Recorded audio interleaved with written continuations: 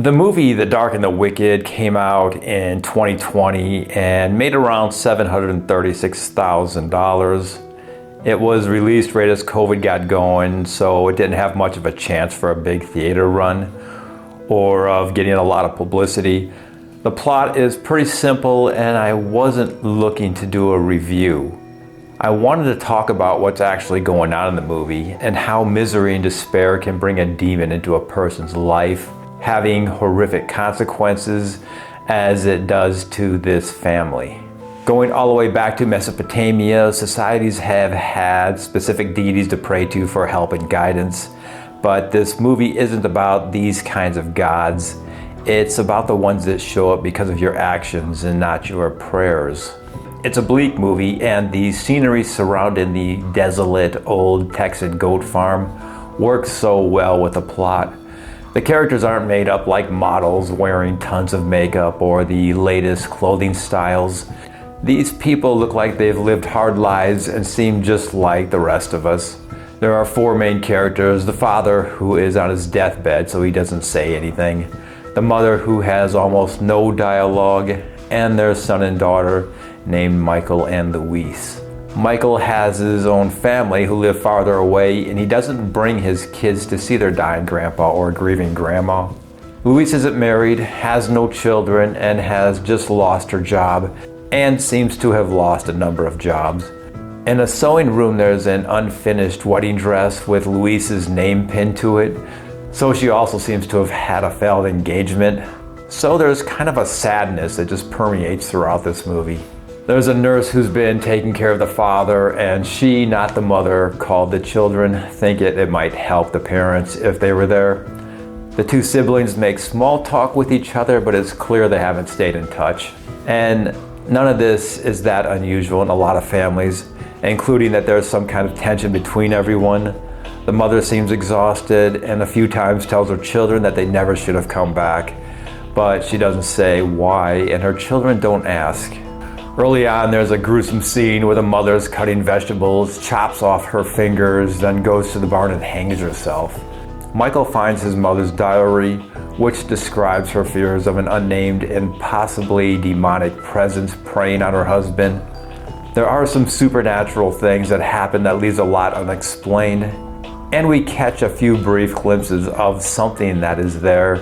A priest shows up claiming that he was helping their mother. Louise tells him that her mom thought the devil was here, but her mom didn't believe in such things. The priest responds, "What does it matter whether you believe? You think the wolf cares if you believe he's a wolf? Not if he finds you alone in the woods."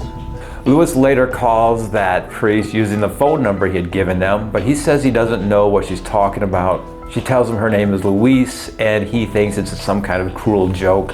He's never been to Texas, and he had a daughter named Louise who killed herself.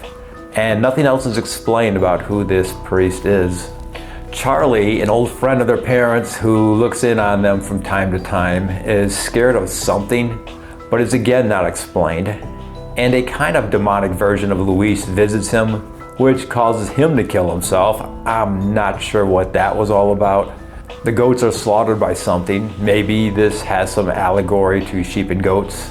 A biblical parable from Matthew says that sheep are those who showed compassion and kindness and are rewarded with eternal life. Goats are those who failed to do these things and are condemned to eternal punishment. In a couple of incidents, the dead mother appears, calls Michael to pack up and leave without saying anything to his sister. He ends up calling Louise from the cell phone and tells her that she too should leave. Michael arrives at his home and finds the dead bodies of his daughters and wife. He cuts his own throat, then the bodies disappear.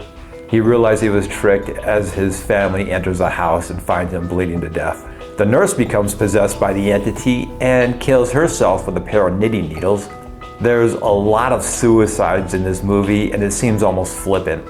At the end, Louise knows that her father is dying, and whatever it was that had her so strained from him, she tells him that she loves him and that she won't leave him. Then he dies, and she hears her mother singing. The demon attacks. She screams, and that's it. While this demon appeared to be incapable of harming anyone, It may have had the power to possess people, driving them to suicide, but it seemed to be able to kill Louise, although we only hear her scream. We never learn who the priest was or what did their neighbor Charlie have to do with this. Why would the demon take the form of Louise? I get the feeling that some things got left on the cutting room floor. So what could have brought a demon into these people's lives? No one was playing with Ouija boards or finding evil grimoires. The house isn't built on an old Indian burial ground. Thomas More, who was canonized by the Catholic Church, wrote that the devil fishes in troubled water. And we usually don't destroy our lives with one catastrophic decision. A lot of times it takes place one bad choice at a time. In a lot of fables, myths, and parables, some kind of devil or troll or creature can only coax us along to our doom. It's our choice to follow them. The word temptation comes from the Latin word temptar, meaning to feel or test. It was adopted into Old French as tempter, and then into English around 1200 as tempt him, which meant to lure someone to evil or sin. Whatever the family in this movie did, they left it unresolved and it brought the evil in. We only get to see the aftermath, and I wish it had touched more on that. I find that the thought that all of us have a demon, whether real or metaphorical, coaxing us along little by little, trying to lead us to our own destruction, so much more scary than the average horror movie because it's all too real, which, along with a gloomy atmosphere, is probably why I still like this movie.